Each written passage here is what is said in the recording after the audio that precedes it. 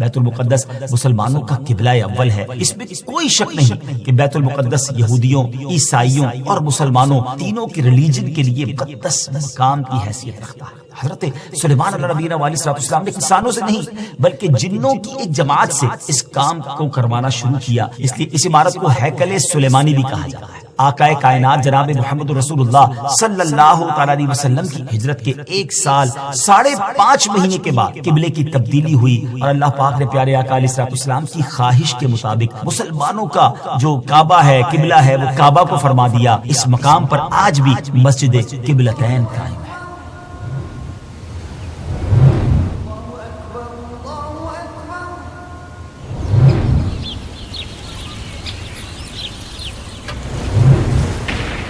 السلام علیکم ورحمۃ اللہ وبرکاتہ۔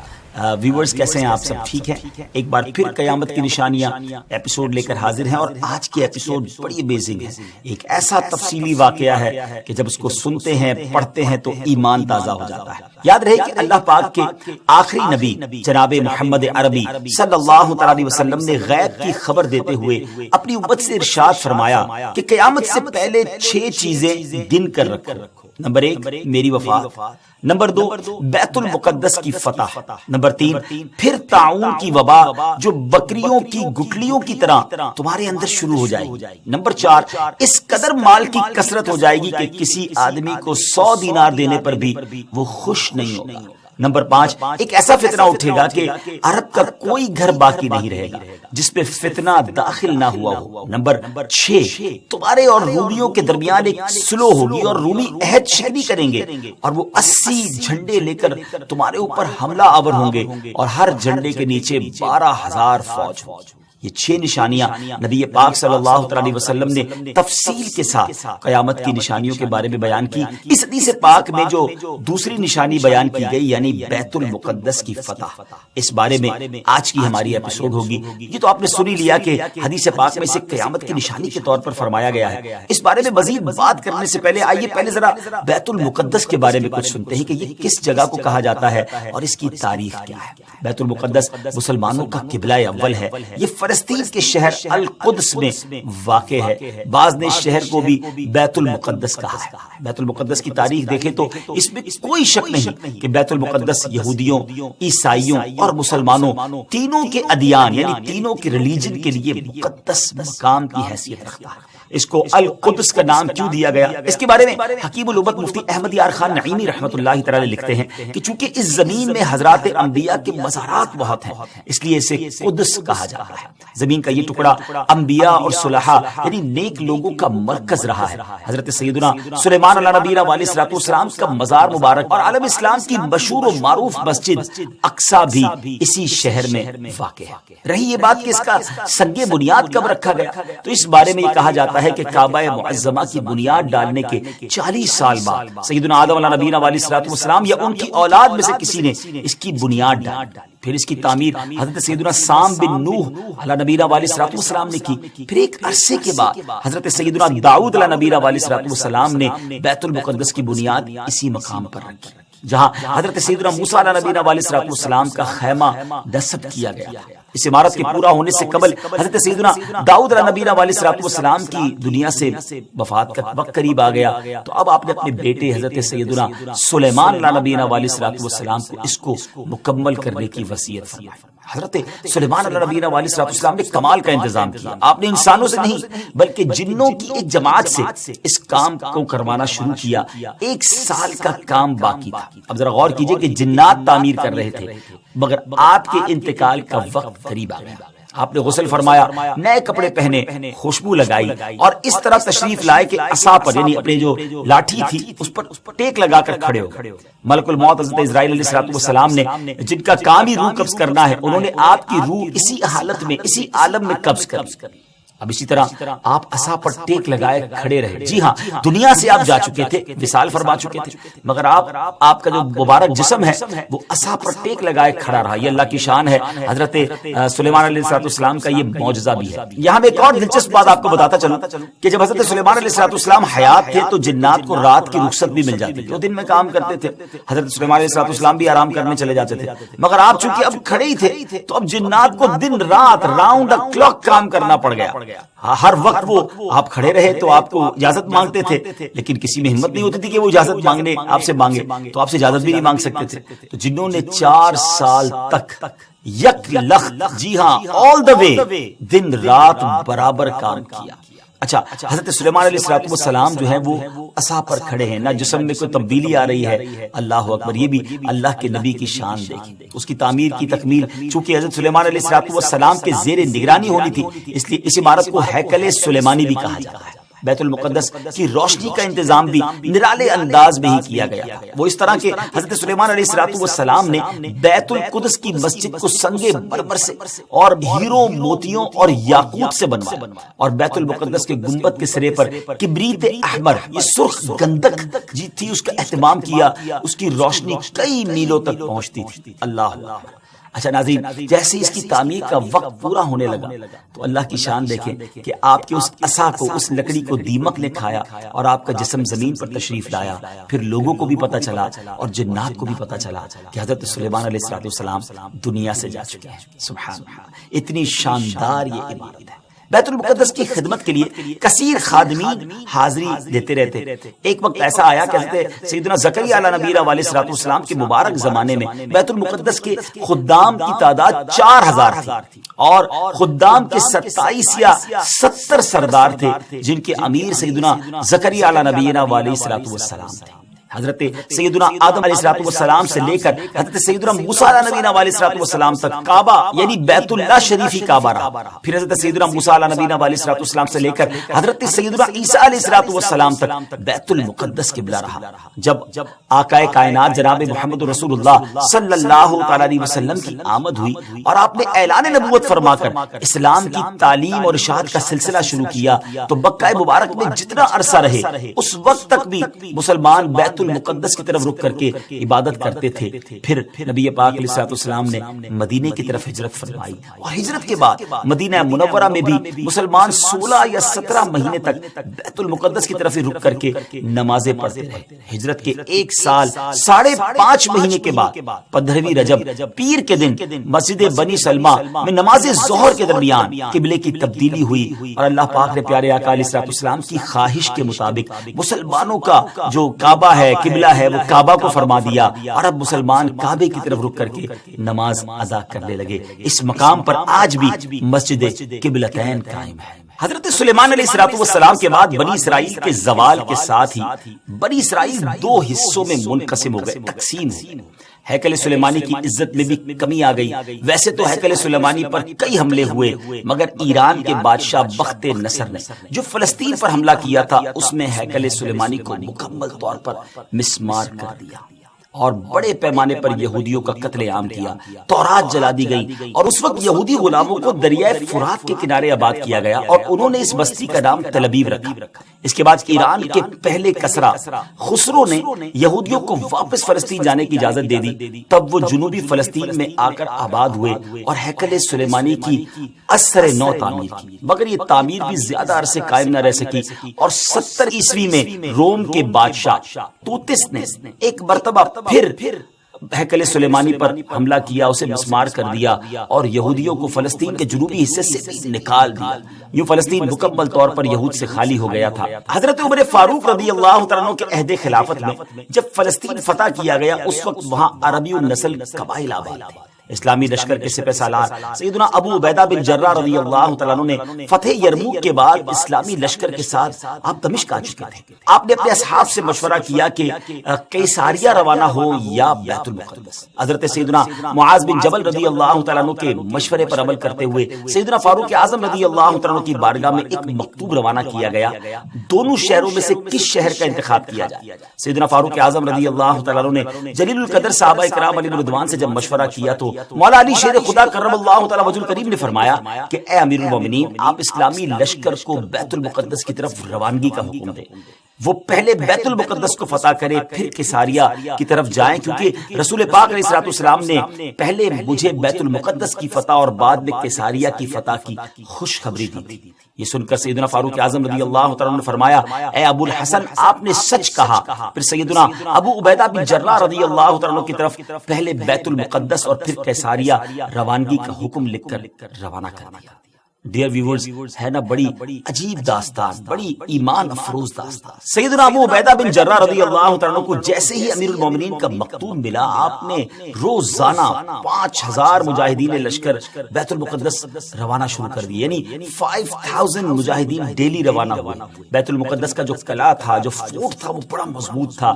رومیوں نے یرموک کا حال سن کر پوری تیاری کر رکھی تھی۔ اسلامی لشکر کے جاتے ہی انہوں نے قلعے کا محاصرہ کیا، اس کو سراؤنڈ کر لیا۔ حضرت ابو عبیدہ بن جراح رضی اللہ عنہ کے حکم سے روزانہ اس فورٹ پر، اس قلعے پر حملہ کیا جاتا۔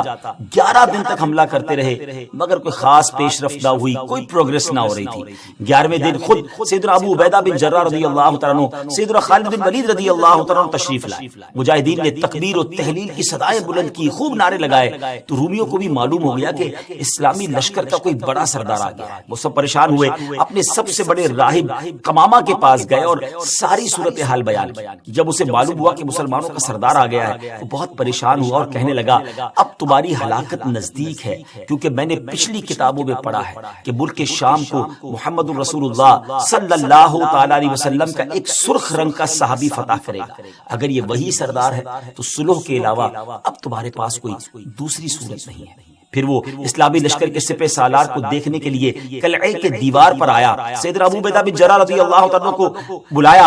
آپ رضی اللہ تعالیٰ جب آگے گئے تو ان سے بھی وہی بات کی۔ حضرت ابو عبیدہ بن جراح نے کہا یا تو تم اسلام قبول کر لو یا جزیہ دے کر امان حاصل کر لو، پھر ہم سے جنگ کرنے کے لیے تیار ہو جاؤ۔ لیکن اس راہب قمامہ نے سیدنا ابو عبیدہ بن جراح رضی اللہ تعالیٰ کی بات کا کوئی جواب نہ دیا، فقط خاموشی سے وہ بس آپ کو دیکھتا رہا اور پھر واپس چلا گیا۔ اس نے اپنی قوم سے کہا کہ یہ وہ شخص نہیں ہے جس کے بارے میں نے کتابوں میں پڑھا ہے، لہذا تم ان سے جنگ کرتے رہو، یہ تمہارا بال بھی بیکا نہیں کر سکتے۔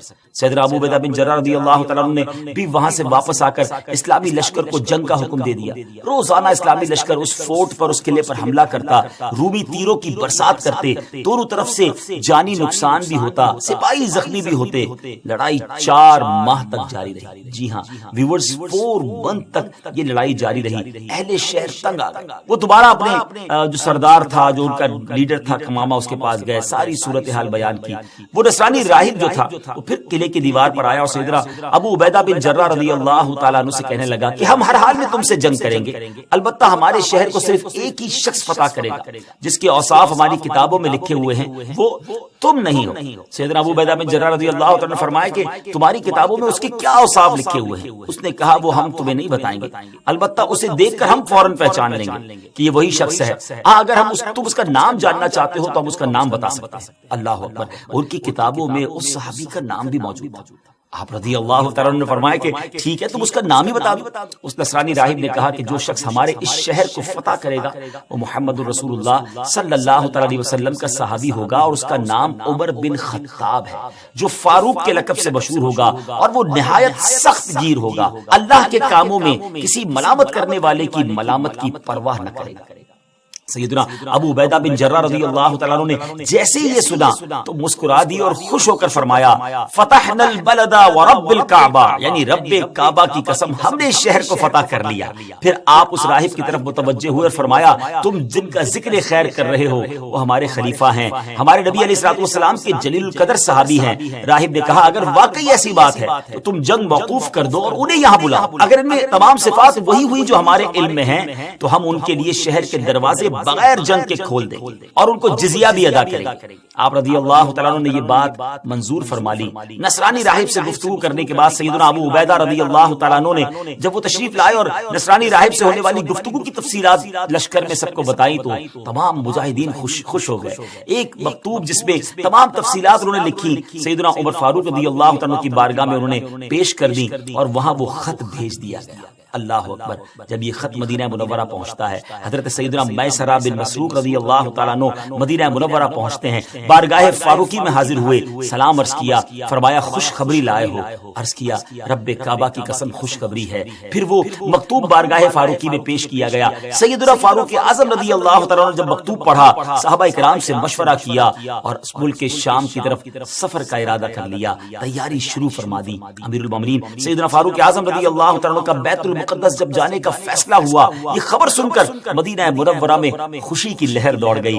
اپنے سفر کا آپ آغاز فرماتے ہوئے سب سے پہلے آپ مسجد نبوی شریف میں آئے. آپ نے 4 رکعت نماز ادا کی نبی پاک علیہ الصلوۃ والسلام کی بارگاہ میں. حضرت ابوبکر صدیق رضی اللہ تعالیٰ عنہ کی بارگاہ میں سلام پیش کیا. پھر اس کے بعد حضرت عمر فاروق رضی اللہ تعالیٰ عنہ نے اپنا سفر شروع کر دیا. مولا علی کرم اللہ تعالیٰ وجہ الکریم کو اپنا نائب مدینے میں مقرر کیا اور چند اصحاب کو ساتھ لیا اور اب ملک شام کی طرف روانہ ہوئے. آپ رضی اللہ تعالیٰ کے سفر کی یہ نوعیت ہوتی تھی کہ نماز فجر کے بعد سفر طے فرماتے اور ظہر کے وقت کسی مقام پر ٹھہر جاتے، وہاں اپنے اصحاب کو واعظ و نصیحت فرماتے، اللہ عز و جل کا خوف، عبادت کا تذکرہ، آخرت وغیرہ پر مشتمل بیان فرماتے اور اس کے بعد ستو اور کھجور وغیرہ سے اپنا لنچ کرتے تھے.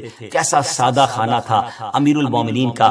جن جن راستوں سے آپ گزرتے تھے وہاں کے لوگ اپنے مقدمات، اپنی عرضیاں لے کر آپ کے پاس آتے. قرآن و حدیث کی روشنی میں آپ ان کا فیصلہ بھی فرماتے جاتے، یہاں تک کہ ملک شام کی سرحد میں داخل ہو گئے. اللہ اکبر. آپ نے عربی شاہ سواروں کا ایک قافلہ دیکھا. سیدنا زبیر بن عوام رضی اللہ تعالیٰ کو وہ آگے بھیجا کہ معلوم کرو یہ لوگ کون ہیں. تو حضرت زبیر بن عوام رضی اللہ تعالیٰ نے خبر دی کہ حضور جو لشکر اس وقت آپ کا بیت المقدس میں انتظار کر رہا ہے، اس لشکر والوں نے ایک دستہ بھیجا ہے کہ خوشخبری لے کر آئیں کہ امیر المومنین تشریف لا چکے ہیں یا نہیں. پھر وہ قافلہ سیدنا فاروق اعظم رضی اللہ تعالیٰ کی بارگاہ میں حاضر ہوا. ہدیہ سلام کے بعد کہا، مصافحہ کیا، دست بوسی کی. فاروق اعظم رضی اللہ تعالیٰ نے ان سے پوچھا کہ تم لوگ یہاں کس لیے آئے ہو؟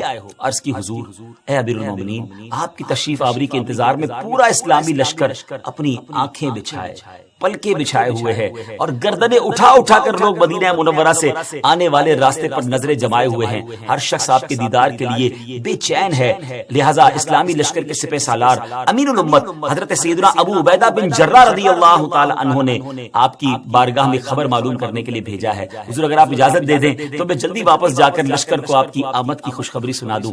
آپ رضی اللہ تعالیٰ عنہ نے اسے اجازت دے دی. اس قافلے نے لشکر اسلام میں پہنچ کر سب کو خبر دے دی کہ الحمدللہ امیر المومنین شام کی حدود میں داخل ہو گئے ہیں. ہر شخص چاہتا تھا کہ وہ جائے استقبال کے لیے، مگر سیدنا ابو عبیدہ بن جراح رضی اللہ تعالیٰ عنہ نے لشکر کو وہیں ٹھہرنے کا حکم دیا اور خود امیر المومنین کی بارگاہ میں استقبال کے لیے حاضر ہو گئے. سیدنا ابو عبیدہ بن جراح رضی اللہ تعالیٰ عنہ کا قافلہ امیر المومنین کے اس مدینے سے آنے والے مدنی قافلے سے ملا. سیدنا ابو عبیدہ بن جراح اپنی اونٹنی پر سوار ہو کر آئے تھے. آپ نے اپنی اونٹنی بٹھائی، نیچے اترے، امیر المومنین کی خدمت میں ہدیہ سلام پیش کیا، مصافحہ کیا، گلے ملے. بقیہ اصحاب نے بھی اس طرح ملاقات کی. پھر یہ قافلہ اسلامی لشکر کی طرف روانہ ہوا.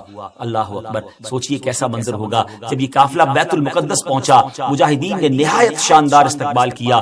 تمام مجاہدین نے آپ سے ملاقات کی، آپ کی دست بوسی کی. پھر آپ نے ان سے نہایت فصیح و بلیغ خطبہ بھی دیا. تمام مجاہدین کو اعمال صالحہ، تقوی و پرہیزگاری وغیرہ اختیار کرنے کی نصیحت اور تنبیہ فرمائی. خطبے سے فارغ ہو کر سیدنا ابو عبیدہ بن جراح رضی اللہ تعالیٰ عنہ نے ملک شام کی جنگوں کو بالتفصیل بیان کیا، جنہیں سن کر فاروق اعظم رضی اللہ تعالیٰ عنہ کبھی روتے اور کبھی خوش ہوتے. دونوں میں گفتگو ہوتی رہی یہاں تک کہ ظہر کا وقت ہو گیا. مؤذن رسول سیدنا بلال حبشی رضی اللہ تعالیٰ عنہ جو نبی پاک علیہ الصلوۃ والسلام کی دنیا سے پردہ فرمانے کے بعد مدینہ طیبہ سے ملک شام چلے آئے تھے، لشکر اسلام میں شامل ہو کر وہ بھی جہاد میں مصروف ہو گئے تھے. حضرت جناب رسول اللہ صلی اللہ تعالی علیہ وسلم کی وصال ظاہری کے بعد آپ نے اذان کہنا چھوڑ دی تھی. اپنے آقا و مولا علیہ الصلوۃ والسلام کی جدائی اور فرقت کے رنج میں وہ ایسے شکستہ دل تھے کہ اذان دیتے وقت انہیں سخت غم اور جو ہے وہ رنج لاحق ہو جاتا تھا. محبوب کی یاد ستاتی تھی، اتنی گریہ وزاری ہوتی تھی کہ اذان کو کمپلیٹ کرنا مشکل ہو جاتا تھا. جب نماز ظہر کا وقت ہوا تمام مجاہدین نے امیر المومنین سے عرض کی کہ حضور حضرت بلال بھی موجود ہیں، ہم چاہتے ہیں کہ حضرت بلال کی اذان سنیں. نبی پاک علیہ الصلوۃ والسلام کے زمانے مبارکہ کی یاد تازہ ہو جائے گی. سیدنا فاروق اعظم رضی اللہ تعالیٰ عنہ نے سیدنا بلال حبشی کو حکم دیا، مجاہدین کی خواہش بیان کی. سیدنا بلال حبشی رضی اللہ تعالیٰ عنہ نے اذان تو بالکل چھوڑ دی تھی، کسی کے کہنے پر بھی اذان نہ دیتے تھے، لیکن فاروق اعظم رضی اللہ تعالیٰ عنہ کا حکم تھا اور بڑا وہ ادب بھی کرتے تھے، اس لیے اذان دینے کے لیے راضی ہو گئے. کیا منظر ہوگا. حضرت بلال حبشی رضی اللہ تعالیٰ نے اذان شروع کی. جیسے ہی بلند آواز سے کہا اللہ اکبر اللہ اکبر، ان کی آواز میں وہ درد تھا کہ لشکر اسلام پر لرزہ طاری ہو گیا. مجاہدین کی آنکھیں اشکبار ہو گئی. محبوب اکرم کا زمانہ یاد آ گیا. اللہ اکبر. شام کی سرزمین میں مدینے کی یاد تازہ ہو رہی ہے. اس وقت رسول پاک علیہ الصلوۃ والسلام کے دیدار سے اپنی آنکھوں کو ٹھنڈا کیا کرتے تھے، مگر وہ دیدار اب کہاں نصیب. تمام مجاہدین شدت غم سے کانپنے لگے. سیدنا بلال حبشی رضی اللہ تعالیٰ عنہ اشہد ان محمد رسول اللہ پر جب پہنچے تو پورے لشکر پر ایک کوہرام مچ گیا. صحابہ کرام علیہ رضوان نے اپنے محبوب آقا کی یاد میں وہ تڑپنے لگے. آہو بکا کا شور بلند ہو گیا. شدت غم سے مجاہدین ایسے تڑپتے کہ ابھی ان کے دل پھٹ جائیں. بعض پر تو بے ہوشی طاری ہو گئی. فاروق اعظم رضی اللہ تعالیٰ عنہ پر بھی گریہ طاری تھا. حضرت بلال حبشی رضی اللہ تعالیٰ عنہ کی حالت بھی ناقابل برداشت تھی. ایسا لگتا تھا کہ وہ اذان پوری نہ کر پائیں گے. اسلامی لشکر پر غم و اضطراب کی وہ کیفیت طاری تھی کہ رونے اور چیخنے کے سوا کچھ سنائی نہ دیتا تھا. بہرحال سیدنا بلال حبشی رضی اللہ تعالیٰ عنہ نے اذان مکمل کی. بہت دیر تک صحابہ کرام محبوب کریم علیہ الصلوۃ والسلام کی یاد میں روتے رہے. بالآخر اللہ کریم نے سب کو تسکین عطا فرمائی. فاروق اعظم رضی اللہ تعالیٰ عنہ نے پورے لشکر کو نماز پڑھائی. پھر قلعہ بیت المقدس کی طرف جانے کا ارادہ فرمایا. جب آپ نے بیت المقدس کی طرف روانگی کا ارادہ فرمایا تو بکری کے بالوں سے بنا ہوا لباس پہنا. وہ جبہ جو تھا ناظرین ٹکڑے ٹکڑے سی کر بنایا گیا تھا اور اس میں 14 پیون تھے. ایک پیون جو ہے وہ چمڑے کا بھی اس میں تھا. اتنا سادہ اور جس کو آپ کہیں بالکل کم پیسوں والا لباس. اسلامی لشکر کے تمام سرداروں نے آپ سے گزارش کی حضور آج تو بڑا اہم دن ہے، آپ اچھے کپڑے آج زیب تن کیجئے، اچھے گھوڑے پر سوار ہوں. آج آپ کو بیت المقدس کے جو لوگ ہیں ان سے ملنا ہے اور انشاءاللہ ہمیں فتح ملنی ہے. جب لوگوں نے بڑا اصرار کیا تو آپ راضی ہو گئے اور مصر کے اعلیٰ قسم کا سفید لباس پہن کر گھوڑے پر سوار ہو کر اسلامی لشکر کے ساتھ اب بیت المقدس کے قلعے کی جانب روانہ ہوئے. ابھی چند قدم ہی چلے تھے ناظرین کہ آپ کے چہرے پر گھبراہٹ کے آثار. آپ کو ایسا لگتا تھا جیسے آپ کو بڑی سخت تکلیف ہو گئی ہے. آپ کے چہرے کا رنگ تبدیل. سواری کو رکوایا، فوراً گھوڑے سے نیچے آئے اور فرمایا اللہ عز و جل مجھے معاف فرمائے. قریب تھا کہ میں ہلاک ہو جاتا کیونکہ ایسے پرتکلف اتنے قیمتی لباس کو پہن کر میرے دل میں عجب اور تکبر داخل ہو گیا تھا. میں نے اللہ عز و جل کے محبوب علیہ الصلوۃ والسلام کو یہ فرماتے سنا ہے کہ جس کے دل میں ذرہ برابر بھی تکبر ہوگا وہ جنت میں داخل نہیں ہوگا. تمہارے اعلیٰ اور سفید لباس نے مجھے ہلاکت میں ڈال دیا. پھر آپ نے وہ لباس اتار دیا اور اپنا پرانا 14 پیوند والا لباس زیب تن فرمایا. فاروق اعظم رضی اللہ تعالیٰ عنہ بیت المقدس کے قریب اب پہنچ گئے. ناظرین میں یہاں تھوڑی دیر کے لیے رکوں گا. غور کیجئے، یہ تھے امیر المومنین. آج فتح کا دن تھا، آج دوسرے لفظوں میں ریوارڈ کا دن تھا، عزت کے بڑھنے کا دن تھا. پھر بھی عاجزی ہے، پھر بھی خوف خدا ہے، پھر بھی نبی پاک کی یاد ہے. یاد رسول میں آنسو بھی بہے، نمازیں بھی پڑھی گئیں، بیان بھی کیا گیا، اللہ کی یاد بھی دلائی گئی، خوف بھی دلایا گیا اور اپنے آپ کو تکبر سے بچایا بھی گیا. یہ ہم سب کے لیے کتنا بڑا درس ہے. جن کو اللہ نے نوازا ہے، اگر اللہ نے دنیا کی نعمتیں دی ہیں تو اس کا مطلب یہ نہیں کہ تکبر کیا جائے اور ان خوشیوں میں کھو جایا جائے. آج معاملہ یہ ہے ناظرین کہ جس کے گھر میں خوشی ہوتی ہے، جس کو کوئی سیلیبریشن ملتی ہے، وہ اس کے ساتھ ہی نافرمانی اللہ کی شروع کر دیتا ہے. ایسا لگتا ہے کہ ہماری خوشی اور اللہ کی نافرمانی یہ لازم و ملزوم ہو گئی. اچھا خاصا نیک نمازی بھی ہوتا ہے، اگر اس کے گھر میں جب خوشی کا موقع آتا ہے تو وہ کچھ ہوتا ہے جو بیان نہیں کیا جا سکتا. یہ بہت بڑی بے وقوفی ہے ناظرین کہ اللہ کریم خوشیاں عطا فرمائے اور ہم اسی کی نافرمانی. ایسا نہ کیا. جب رب کی عطا ملے زیادہ شکر ادا کرے، زیادہ سجدے کرے، صدقہ کرے اور گناہوں سے بچے. بہرحال فاروق اعظم رضی اللہ تعالیٰ عنہ بیت المقدس کے قلعے کے قریب پہنچے تو وہاں موجود مجاہدین نے اب تکبیر و تحلیل کی صدائیں بلند کی، خوب اللہ اکبر کے نعرے لگائے. جب یہ شور سنا اور بیت المقدس کے اندر جو لوگ تھے وہ حیران ہو گئے کہ جنگ تو بریک تھی، موقوف ہو گئی، کیا مسلمانوں نے پھر حملہ کر دیا؟ نصرانی راہب کمامہ نے جب وہ آوازیں سنی اور خادمین کو بھیجا کہ معلوم کرے کہ معاملہ کیا ہے، تو پتہ چلا کہ اسلامی لشکر کے سب سے بڑے سردار امیر المومنین حضرت عمر بن خطاب رضی اللہ تعالیٰ عنہ تشریف لائے ہیں. نصرانی راہب قلعے کی دیوار پر آیا اور اسلامی لشکر میں پیغام بھیجا کہ حضرت عمر بن خطاب رضی اللہ تعالیٰ عنہ کی زیارت و شناخت کرنا چاہتے ہیں، انہیں قلعے کے قریب لایا جائے. سیدنا فاروق اعظم رضی اللہ تعالیٰ عنہ بغیر اسلحے کے اکیلے ہی قلعے کے قریب جانے لگے تو بعد میں یہ فیصلہ ہوا کہ حضرت ابو عبیدہ بن جراح رضی اللہ تعالیٰ عنہ بھی ساتھ جائیں. آپ اپنے اونٹ پر سوار تھے، ہاتھ میں ایک درہ تھا. جب دیوار کے قریب پہنچے تو اس نصرانی راہب نے آپ کو بڑے غور سے دیکھنا شروع کر دیا. تھوڑی دیر بعد نصرانی راہب نے کمامہ نے بلند آواز سے شور کرتے ہوئے اپنی قوم کو پکار کر کہا خدا کی قسم یہ وہی شخص ہیں جن کی صفات ہم نے اپنی کتابوں میں پڑھی ہیں اور ان کے ہاتھوں پر ہمارا شہر فتح ہوگا۔